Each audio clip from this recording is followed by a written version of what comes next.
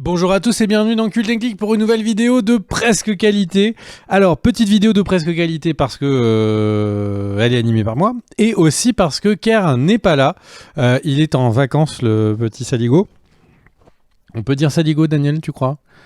C'est juste que ça fait un peu vieux, je crois. J'ai pris beaucoup d'années d'un seul coup.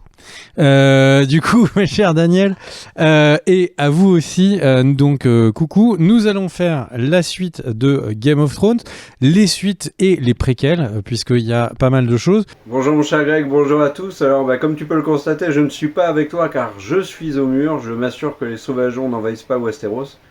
Mais j'ai hâte que tu nous présentes l'intégralité des projets en cours sur Game of Thrones. J'avais envie de vous lire pour commencer ce petit dossier une petite phrase de notre ami Gro Martin qui avait dit le MCU a ses Avengers, mais il y a aussi des temps un peu moins forts avec WandaVision et c'est exactement ce que j'espère avoir sur Game of Thrones, avec les shows Game of Thrones, qu'il y ait de la variété, pour montrer l'histoire de mon monde. Il y a de nombreuses histoires à raconter avec le Trône de Fer. Pendant que vous vous rendez compte que je ne sais pas lire. Du coup, il avait annoncé ça au Hollywood Reporter en juillet 2022. Et alors, depuis, on a eu WandaVision. Donc, depuis, on se dit...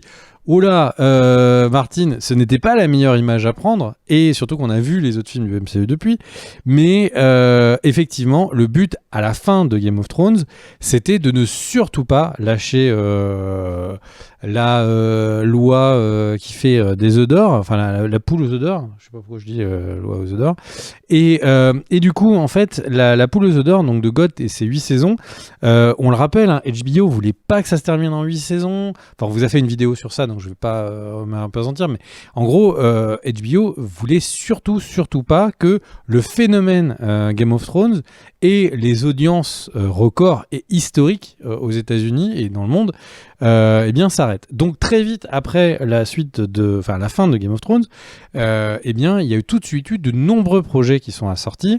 On vous a couvert dans les rubriques news beaucoup de vidéos différentes qui faisaient le focus de l'annonce de la série, de l'annonce du film qui était prévu sur les différents projets. Et en fait, avec la fin d'House of the Dragon, accessoirement qui m'a méga hypé, j'avais vraiment pas envie que ça s'arrête et j'avais hyper envie de continuer avec l'univers de Westeros.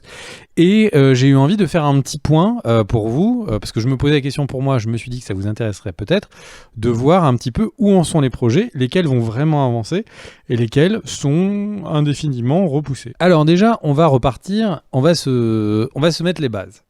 Les bases, pour le rappel, Game of Thrones saison 8, enfin les 8 saisons, elles se baladent entre 298 après la conquête de Aegon et 305 après la conquête de Aegon.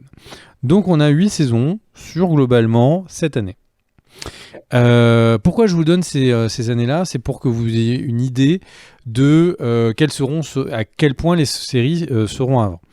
House of the Dragon, qui a accessoirement donc de confirmer 4 saisons.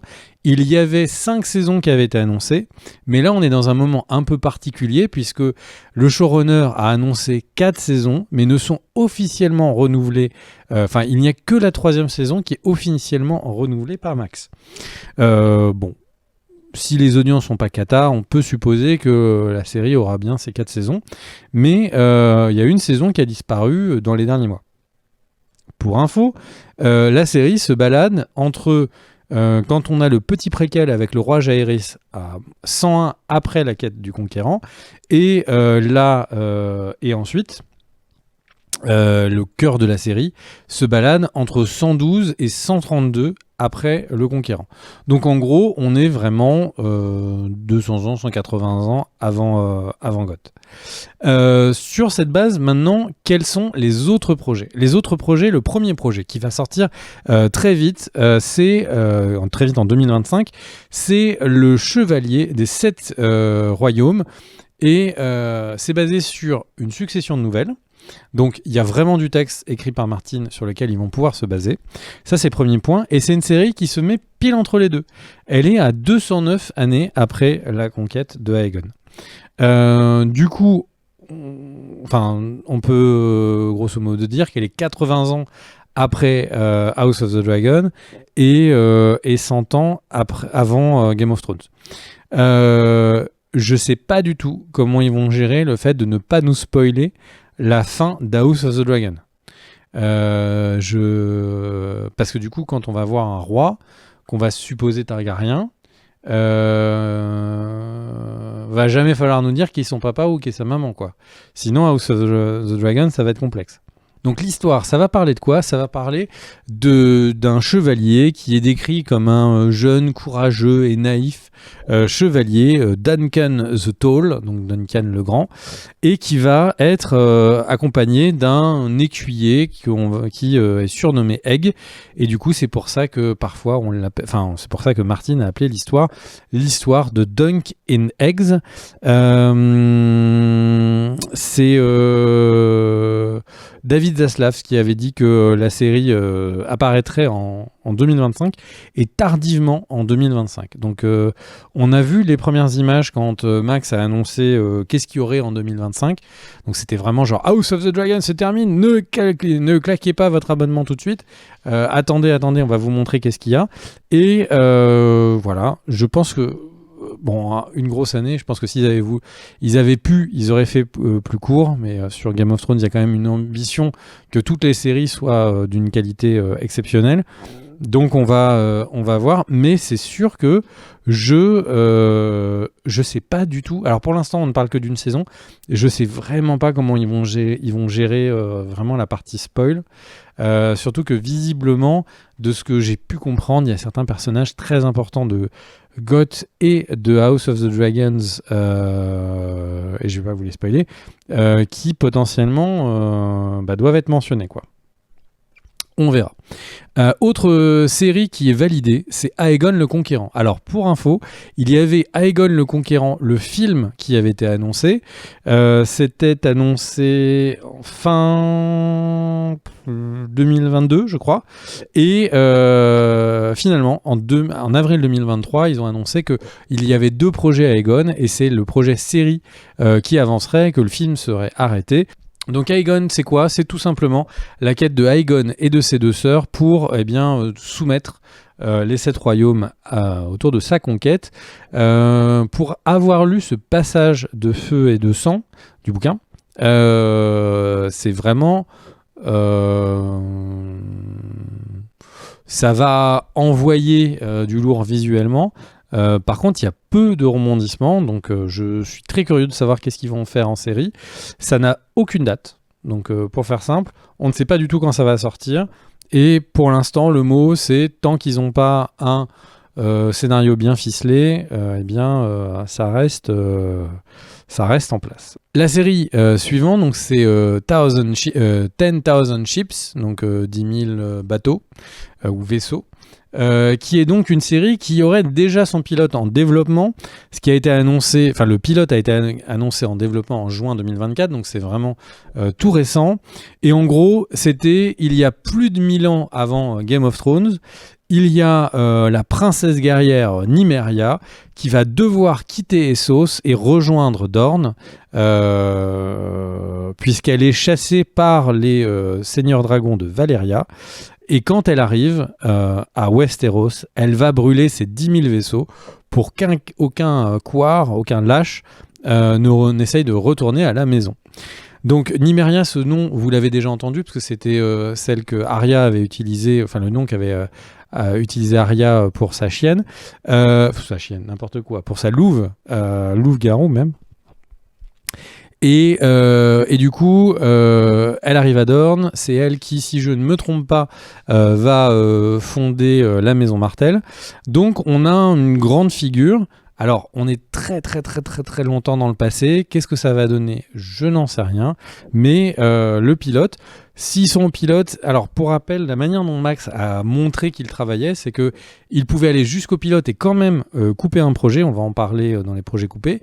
Et surtout, ils vont attendre de voir comment le pilote est fait, est-ce qu'il est bon, avant de revalider soit qu'il soit entièrement retourné, soit de commander la suite des épisodes. Donc ça peut prendre quand même beaucoup de temps.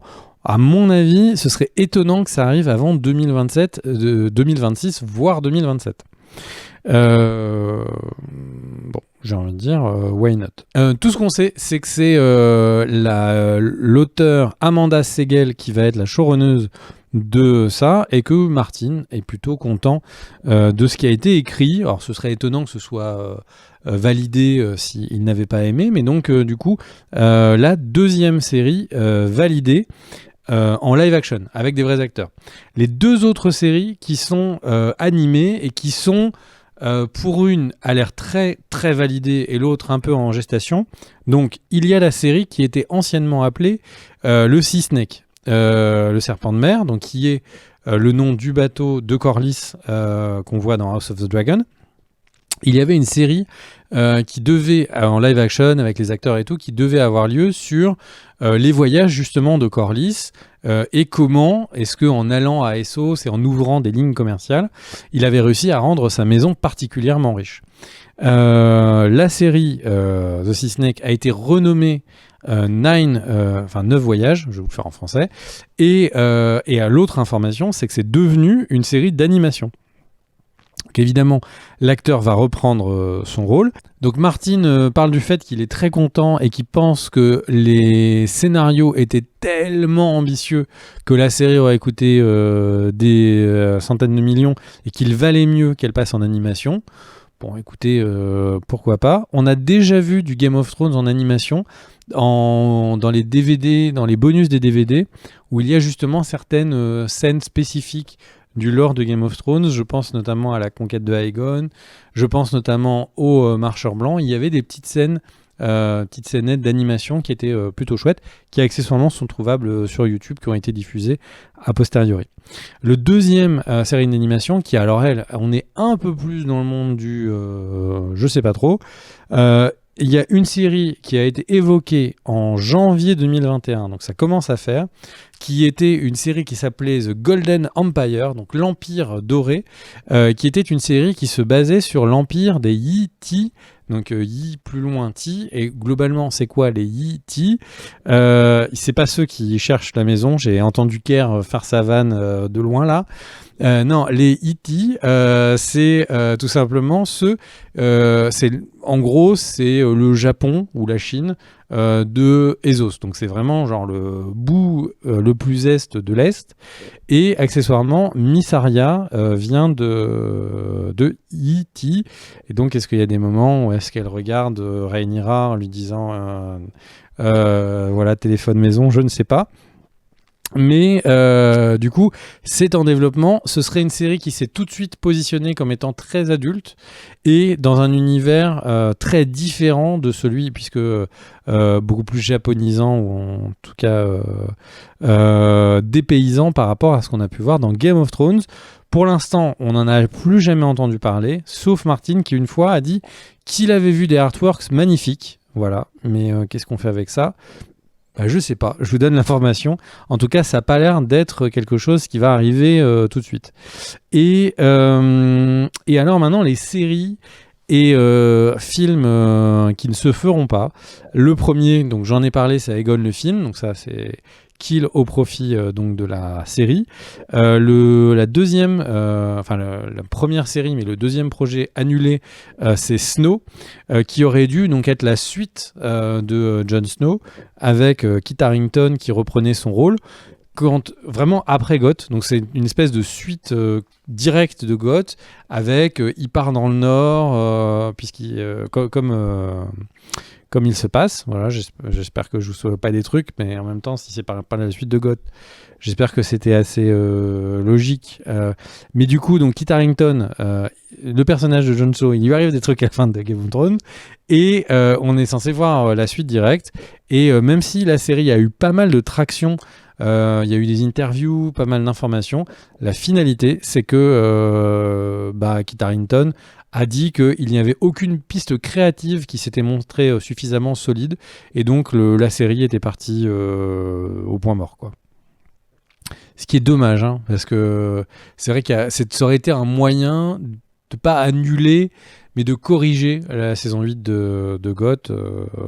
Écoutez, voilà. Deuxième série annulée, troisième projet annulé, c'est Fleabottom, donc c'est le quartier pauvre de Port-Réal.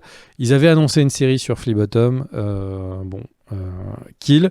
La série, globalement, pas de piste créative intéressante. Et puis après, l'annulation la plus connue peut-être, c'est la série qui avait deux noms, enfin qui a changé de nom en tout cas en cours. Donc elle a parfois appelé Blood Moon, donc la lune de sang, la lune rouge, et The Long Night, donc cette série qui avait été annoncée dès 2018, qui aurait vraiment dû être une espèce d'enchaînement avec House of the Dragon, avec Game of Thrones, et qui aurait dû se passer au temps des héros, au moment où le premier marcheur blanc est créé. Donc vraiment la genèse des marcheurs blancs, concentrée sur ce fameux grand mystère jamais résolu dans Game of Thrones. Et la série, il y a eu un pilote avec le showrunner qui a été Jane Goldman, et donc qui a fait Kingsman et Kick-Ass entre autres, enfin qui avait travaillé sur les deux projets. Et le truc, c'est que le pilote devait vraiment être nul de chez nul, puisque suite à la création du pilote, ils ont annulé direct la série. Je sais pas pourquoi, je sais pas s'il ressortira un jour, mais globalement, ça devait pas être fantastique. Et pourtant, il y avait Naomi Watts et Naomi Hack et Josh Whitehouse qui étaient prévus au casting. Naomi Watts dans l'univers de GOT, je pense que ça aurait pu envoyer. Mais et voilà, en tout cas, donc est-ce que c'était une chorégraphie des enfants de la forêt, comme si c'était les Ewoks, et ça a fait flipper le mec de HBO qui s'est dit mais qu'est-ce que vous êtes en train de me montrer, je ne sais pas, mais cette série, vraiment le kill le plus violent. Ce qui est dommage parce que c'est peut-être une des périodes qui aurait été les plus, intéressantes, ou en tout cas source d'informations. J'ai envie de dire, déjà, s'ils nous font 3 épisodes ou 2 épisodes sur les marcheurs blancs, ce serait pas mal pour comprendre un petit peu c'est quoi leur deal. Mais j'ai l'impression que ça va être gardé pour dans longtemps. Et voilà, je vous ai un petit peu résumé tout au moment de l'enregistrement de la vidéo. S'il y a des news entre maintenant et le montage, eh bien je le dirai à ma chère Danielle pour qu'elle vous les mette.